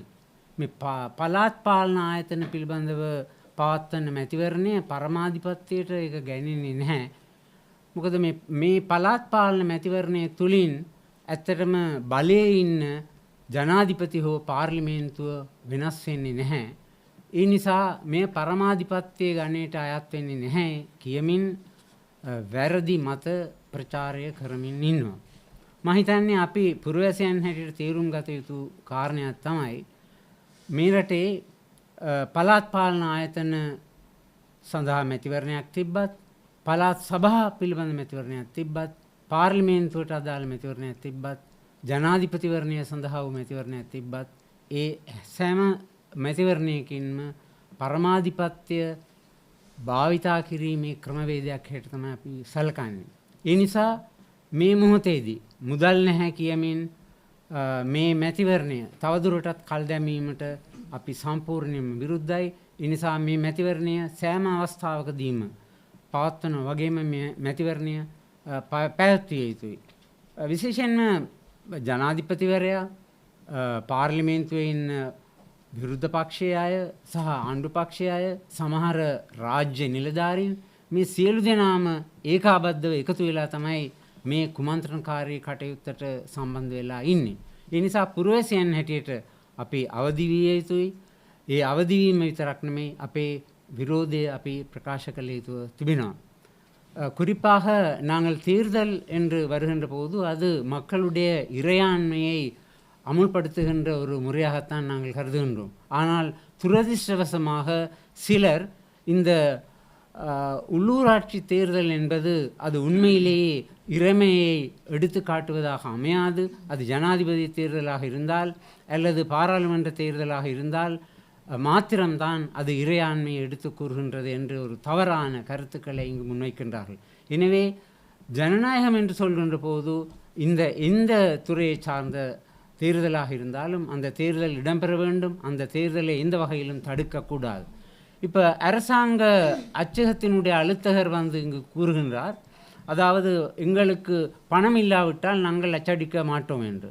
ஆனால் இலங்கை அரச அச்சக திணைக்களத்தினுடைய வரலாற்றை நாங்கள் எடுத்து பார்க்கின்ற போது எப்போதும் இந்த தேர்தல் சம்பந்தமாகவோ அல்லது அரசாங்கத்தினுடைய ஏனைய ஆவணங்களோ அச்சிடப்படுகின்ற போது அந்த vote to vote சேஞ்ச் அதுதான் நடந்தது. அதாவது அதற்கு பதிலாக இப்போது காசு தந்தால்தான் நாங்கள் இதை செய்வோம் என்பது அது உண்மையிலே மக்களுடைய இறையாண்மையை பறித்தெடுக்கின்ற ஒரு செயலாக அமைகிறது. எனவே இந்த அரச உத்தியோகத்தர்களும் அரசியல்வாதிகளும் இணைந்து இந்த ஜனநாயகத்தை பிற்போடுவதற்காக எடுக்கின்ற நடவடிக்கைகளை பிரஜைகள் என்ற வகையிலே, சாதாரண மக்கள் என்ற வகையிலே நாங்கள் கடுமையாக எதிர்க்கின்றோம்.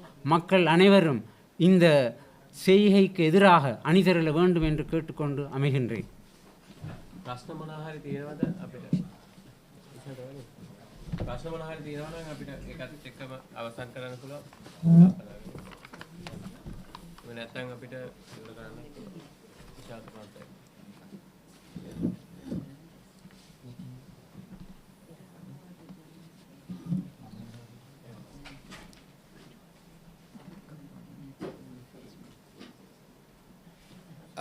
සුබ උදෑසනක් සියලු දෙනාටම.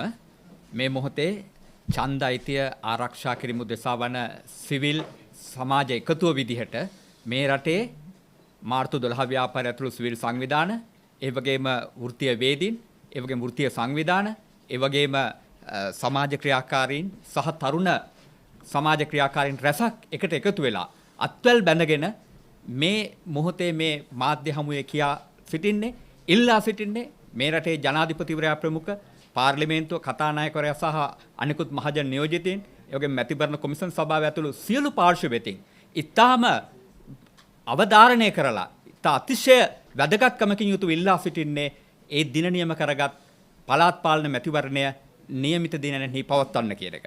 විශේෂයෙන් මේ මොහොතේ මේ රටේ කෙනෙක් අහන්නට පුළුවන් මේ මැතිවරණය අපේ සියලු ප්‍රශ්න විසඳනවාද කියන එක.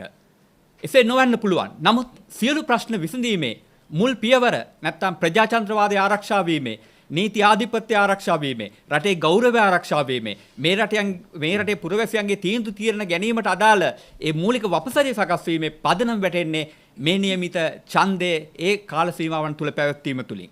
මහජනයාගේ ඒ නියෝජිතත්වයට වටිනාකමක් දෙමින් නියමිත අවස්ථාවේ ඡන්දේ පැවැත්වීම තුල මේ රටේ පමණක් නොව වෙනත් ලෝකේ රටවල් සහ විවිධ ඒ අපිට සහාය දිය යුතු දෙන්නට පොරොන්දු වෙලා සිටින කණ්ඩායම් වල සහාය ලබාගෙන නම් අපි ගෞරවනීය රටක් විදිහට, ප්‍රජාතන්ත්‍රය සුරකින්න රටක් විදිහට, ඒ වගේ මහජනයාගේ ප්‍රජාතන්ත්‍රවාදී අයිතීන් සුරකින්න රටක් විදිහට පෙනී සිටින්නට ඕනේ. ඒ සඳහා තමයි මේ ඡන්දය අපි ඉල්ලා සිටින්නේ.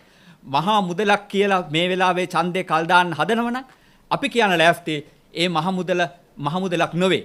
ඒ ඊටාම අර මීට ඉස්සෙල්ලා අපේ කතිකයන් කිව්වා වගේම මේ රටේ මේ මොහොතේ ලබනේ ආදායම, මේ රටේ ඒ අයවැය තත්වයන් එක්කලා සංඛ්‍යා ලේඛන දෙස බැලුවාම මේ සඳහා ඉතාම කුඩා මුදලක් වැය වෙන්නේ. නමුත් ඊට වඩා විශාල වෙනසක්, විශාල ප්‍රජාතන්ත්‍රවාදී අයිතීන් රැකීමක් සහ ගෞරවයක් සහ මේ රටේ පුරවැසියන්ට කරන සාධාරණයක් මේ හරහා ඉටු කරන්නට මේ ඡන්දය අවශ්‍යයි. ඒ නිසා රටේ ජනාධිපතිතුමා, ඒ වගේම මහජන නියෝජිතයෝ, ඒ වගේම කොමිෂන් සභා සමාජිකයෝ තුලේ නිලධාරීන්ගෙන් සහ මේ ඡන්දය හබඳුණු සියලු පාර්ශ්ව වෙතින් මේ සිවිල් සමාජ එකමුතුව මේ මොහොතේ ඉල්ලා සිටින්නේ අපගේ මේ මැතිවරණය කල් දමන්නේ නැතුව නියමිත කාල සීමාව තුල පවත්වන්න කියන ඒ දැඩි ආයාචනයයි. බොහොම ස්තුතියි. වික්‍රම මොනවද තියෙනවද නැත්නම් අපි ඉවර කරමු? ප්‍රශ්න මොනවද තියෙනවද? මොන හරි ඔබේ ප්‍රශ්න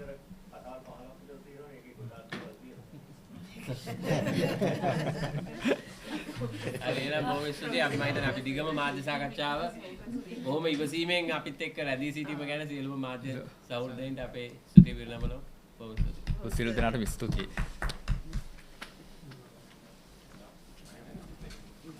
Shall we wait for a while? ඒක ඉතින් කොහොමද වීඩියෝ එක කියන්නේ? Sir, would you mind wait 10 minutes?